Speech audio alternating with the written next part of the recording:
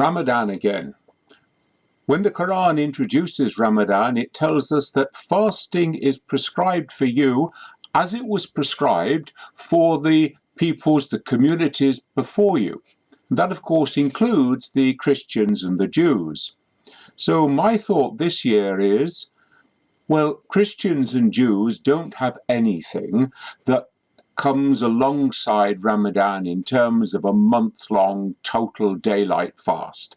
So we have to say that clearly first of all.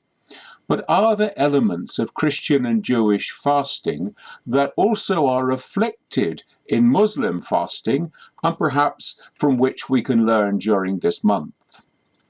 Well, the Jews have a major 25-hour fast on the Day of Atonement, Yom Kippur. And this fast is about seeking forgiveness from God, being aware of our sin and seeking God's forgiveness. So there's a preparation for that and then the actual act itself. And many times the Bible talks about fasting as a way of intensifying prayer. So prayer and fasting are often put alongside each other. And of course, self-discipline is a hugely important part of fasting because it trains us so that we can actually do those things that we think are most important and not be tempted by other things that come along and are just transient in the moment. Fasting also for Christians and for Muslims softens the heart. It makes us aware of the suffering of other people in the world and therefore makes us want to do something.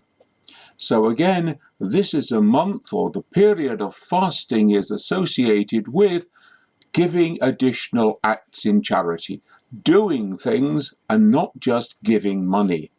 So softening the heart becomes central to both. And then it's a way of seeking God's guidance if I have a very important step to take. So fasting is a preparation for that. And finally, we know that the Ramadan is the month of the Quran. And in the same way then, Christians will use their periods of fasting as a way of intensifying their reading of Scripture, seeking God's guidance, a period of study and of reflection. Let us all think in particular this year of those who are suffering in war during this month and take the opportunity to redouble our acts of charity to remember them.